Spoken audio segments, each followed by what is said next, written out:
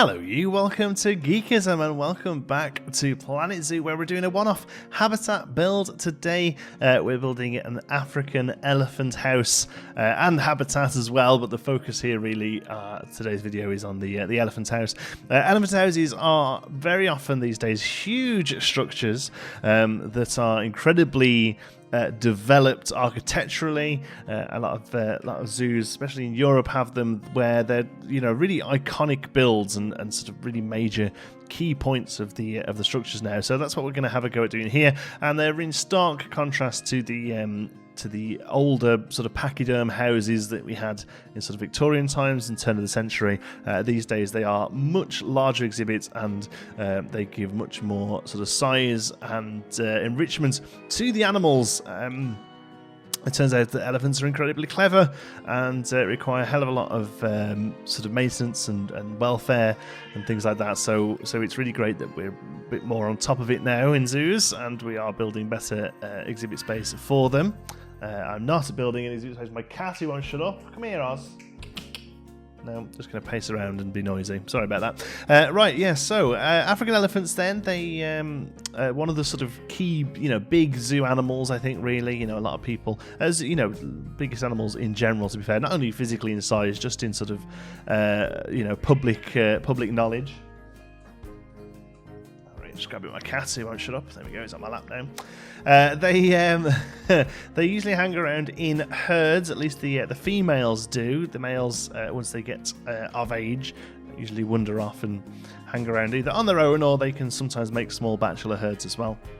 We're trying to replicate that in the zoo here by having two areas of the habitat, one for a male and one for two females. This is something they often do in zoos, where the habitat itself is split in half, but it isn't completely separated, so the animals are still able to interact socially. They're just not able to get close enough to fight, or to, the Fs, fight or to fornicate, I suppose, is a nice word for it, but they're able to sort of touch trunks and check each other out and stuff like that. So again, lots of examples of this in the real world. The elephant house specifically we're building here, or at least the one that we're basing it off, is the one at Cologne Zoo.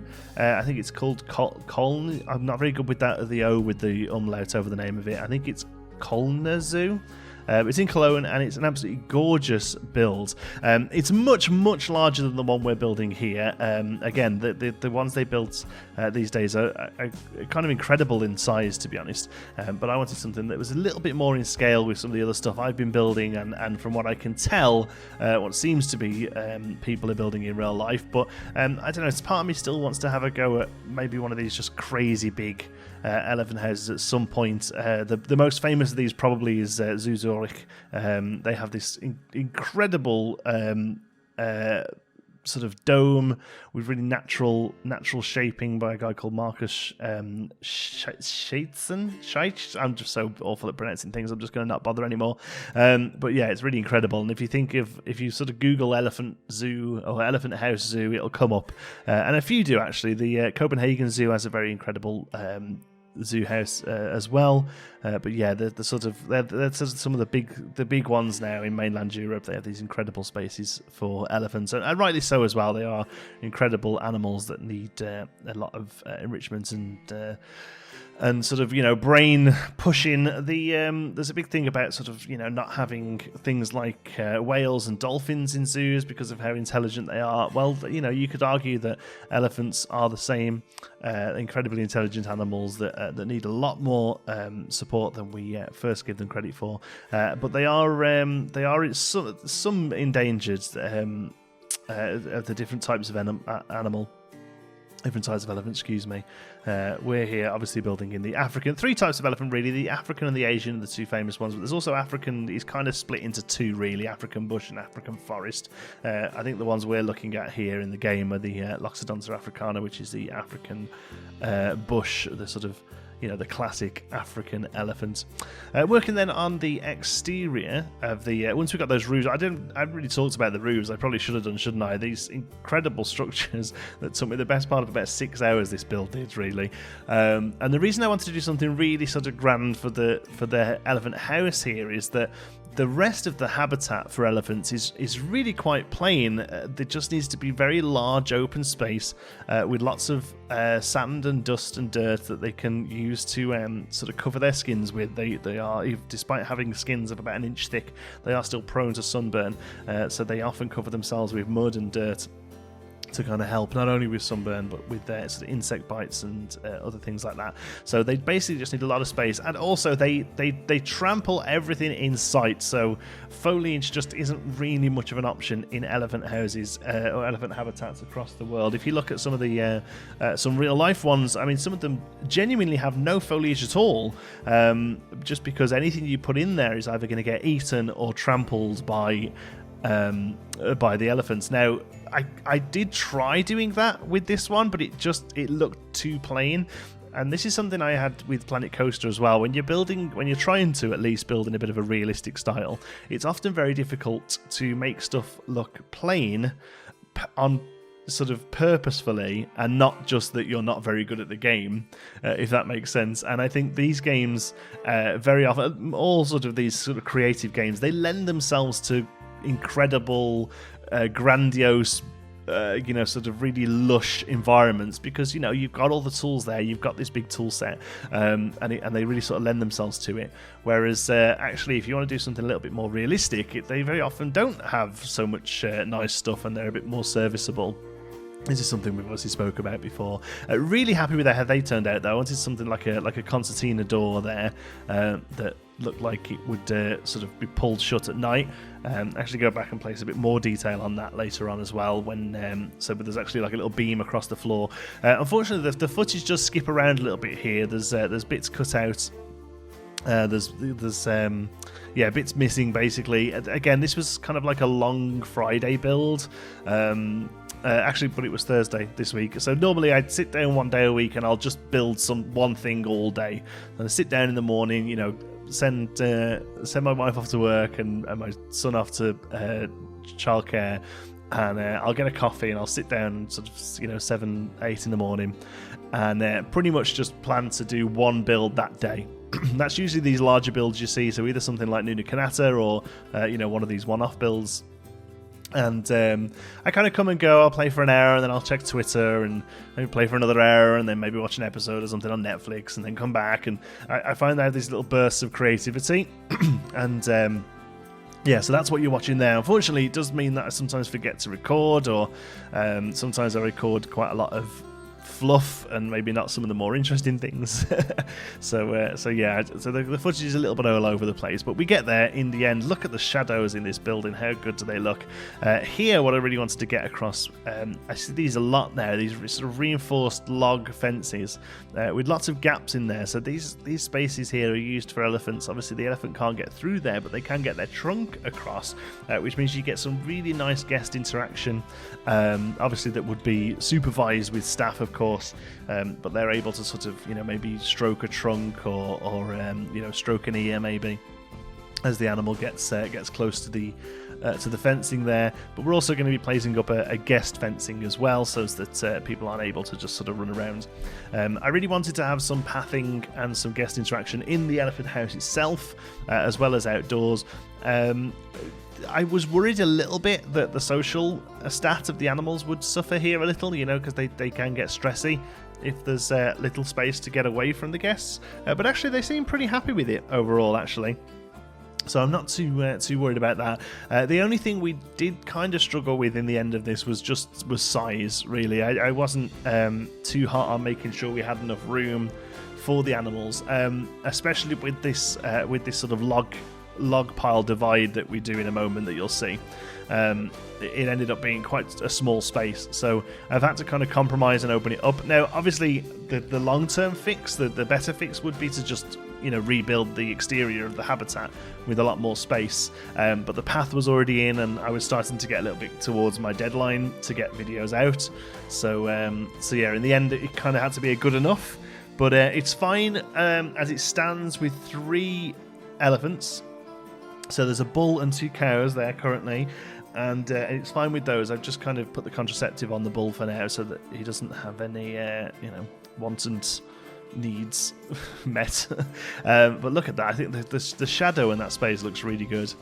So we'll come back to the habitat exterior in a minute and look at the space. The whale there is a whale for scale. That whale piece is roughly the same size as a guest, so you can place it down and see, making sure you're building stuff in sort of human size. We also have an archer now. I think Mr. Gomez has made an art piece archer that we can bring in. If you don't know, there was an archer in the Game Planet Coaster that was just the right size for guests, so you could use that quite a bit. What I'm building here, it does look a little bit like a jail, I'm afraid, but this is just how they are. This is what elephant houses look like. Even modern elephant houses use these kind of structures. There's a big movement now within zoos to have hands-off rearing of elephants, in as much as the keepers never actually enter the habitat whilst the elephants are there. So obviously at night the elephants are brought into a house, such as this one, that's then shut up, and it gives the keepers chance to go out and clean up all the mess and, you know, restock plantings or whatever. We missed the screen build there. Sorry, I thought I got footage of that. That turned out really well. The trunk of info. It's basically just an education screen, but it's put on the side and had some wood built around it, so it looks a little bit more natural. Some very light planting here. This isn't part of the habitat, so I could be a little bit more free and easy with what I put down here. This is more for guest point of view. But yeah, hands-off rearing with elephants. So the idea is that the keepers never actually interact on a physical level with elephants at any point. So the elephants are taken away at night time, which is when they can clean the outside, and then when the elephants are outside, they can clean the inside, and vice versa. And then they use these barred spaces and sticks, and the elephants are basically trained to place their feet where the stick goes. Very simply, I mean, it's obviously a bit more in depth than that, but basically they're able to sort of say, right, okay, put your foot here, please, and the foots come up, the feet can come up for, you know, cleaning, and they have to have a lot of excess skin taken away from their bottom of the feet. It looks quite horrific, to be honest, but it's basically like they're getting a manicure. They get really thick growth on the base of their feet that would normally my god, I can't speak, that would normally be worn down through sort of, you know, moving around, or if it wasn't worn down, it can cause some real issues for them, but obviously in the zoo they're able to deal with it. So the elephants are sort of trained to put a foot up in those holes there that you saw on the bars, and then a member of staff is able to sort of go in and scrape away some of the footwork and stuff, and then they're also able to sort of stand up against the bars, and they can check pulse through their ears and temperature and things like that. So here we go. Here's the beams that I see so many of them use now, and basically that's what separates habitats. So it's not quite a solid fence, and it just means that elephants can come over, they can smell each other, they can check each other out with their trunks, and just sort of be a little bit social without having the full sort of contact there. I think if I was to do this all over again, because we've got two complete separate areas here, I think I would just build it as two habitats. If I'm completely honest with you, I think I'd just build two habitats, one for males, one for females, make the exteriors of them bigger. Again, kind of ran out of time here a little bit, unfortunately, but at the moment it is one habitat that some animals can get to half of it and some can get to the other. The game doesn't like it too much. It stresses them out regarding the size. They start to clip a little sometimes, and they get a little antsy that they can't get to stuff that they think they should be able to get to. So I think in practice, when we come to do a zoo with elephants in, basically, because these habitat builds are meant to be sort of more like one-off vignettes, you know. When we come to do a sort of African-style zoo at some point, which we will, the elephants there, I'll probably go for a similar sort of setup to this, but make it actually separate habitats and have the boys in one and the girls in the other, and then we can obviously bring the boys through if we want to mate in the future. I think that would probably be a better way of doing it, rather than trying to do this pseudo double habitat here that I've tried to do, which doesn't quite work as I intended. So one of the things I'm trying to do here then with this fencing, you'll see it's very low fencing, and it's mostly there to keep guests out. Obviously, the way that we're keeping elephants within their habitats here is by using this ditch method. Now I found this such a random little video, and I can't find it again. I'm so sorry. I'm sure hopefully somebody in the thingy can can find, if they find it, I put it onto Bro Nation, I put it onto my own Discord, but I've gone back over the last few weeks and can't find it anywhere. Basically, it was a video from a zoo designer. The actual video was unlisted, but I found it on a website, so it's unlisted on YouTube, so you can't search YouTube for it. But I found a website where the video is embedded, and it basically went over some modern zoo design or habitat design specifically, tips and hints. It was really good. I think I might have even shared it on Twitter as well. I should go and have a look and see if I can find it. If I found it, I'll put it in the description. But he spoke at great length about sort of naturalistic barriers. And what I mean by naturalistic is basically you can't see a fence. So they use other techniques such as rock walls like this, such as this kind of ditch idea. So the idea is from a peep level, from a guest level, excuse me, it just looks like you're on a single plane with the animals, but in actual fact there's quite a sharp ditch down from you, and then the terrain tears back up to the animals. So from a bit of a distance it looks like you're sort of on the same land as the animal basically, and there's this very thin fence keeping you separated, where in actual fact the elephants purely just couldn't get up to you from where they are. I think in this case it might have even needed a secondary fence to keep guests away from the very edge, because obviously then elephants may be able to hold their trunks up and you've got guests giving them cheeseburgers and all sorts of horrible things like that. So obviously you've got to consider animal welfare as you do this sort of stuff. A little bit of water again. Felt like I was being clever here, putting water either side of the fence. It just doesn't really work as well as I would like. But now we're moving into the final kind of stages now, the detailing, the nature bit, I guess. Again, really light foliage here. The elephants themselves don't particularly want much of it as far as the game is concerned, but also from a realistic point of view, anything you put in here, the elephants would just rip to shreds anyway. So the bit of foliage we do put in is mostly there to kind of break up that concrete fence and to give a bit of a sort of nice looking space for the guests, but all of it is again using that log technique. All of it is sort of cornered off, at least from a trampling point of view, from the elephants. I like how I put a bit of long grass on those logs there where the elephants can't get to as easily, so the grass isn't quite as trampled. Basically using these umbrella trees, are they called acacias? I think they're gorgeous, really sort of iconic savanna tree, you know. So we place those in to a happy, and then I'm looking for a specific log and I can't find it for ages for some reason. I think I don't actually use the one I was going to use. I think I end up using one of the climbing logs. Yeah, here we go. The idea here is that these are really sort of probably 3 times as long as they look here, and are really dug down into the ground, and it basically means that the elephants can't get to and can't uproot these trees. So I start off with 3 singular ones of those. I end up actually making that whole sort of right side where the concrete wall is relatively foliaged. Again, nothing crazy because they don't like too much of it. But we do make sure we get some foliage in. There's so many little bits of this build that I wasn't able to show you, such as the waterfall on the interior that I built a drain for and everything, and a few other bits and bobs. I am going to put this one on the workshop.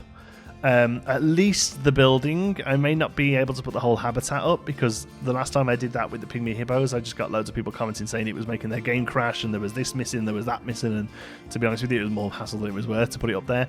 But I will try and get part of this up at least, even if it's just the building, for you to then put into your own habitats. But I will warn you now, I have a brand new AMD processor. I have a 2080 Ti graphics card. Pretty much there isn't better on the market right now, and this started to make the game chug a little bit, purely because of how many pieces are on those roofs, I think. The game was not happy about this build in the end, so I will warn you now, this one is a pretty intensive build, and just bear that in mind if you do want to have a go at it yourself. Like I say, I'll pop a link in the description.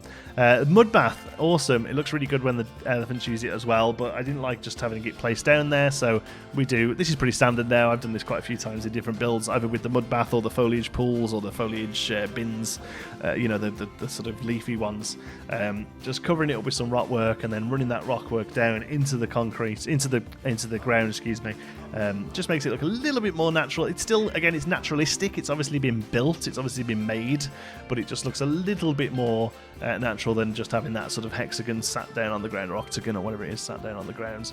A couple of nice bits of foliage here, mostly just where like seeds have landed in the rockwork. But there you go, a couple of glamour shots to show the heffalumps loving their spot. Turned out really nicely, I think, in the end. Like I say, a little small. I've got a habit of making stuff a little small. I'm going to have to do something about that, aren't I? Thank you so much for watching. I hope you've enjoyed it. Until the next one, be good.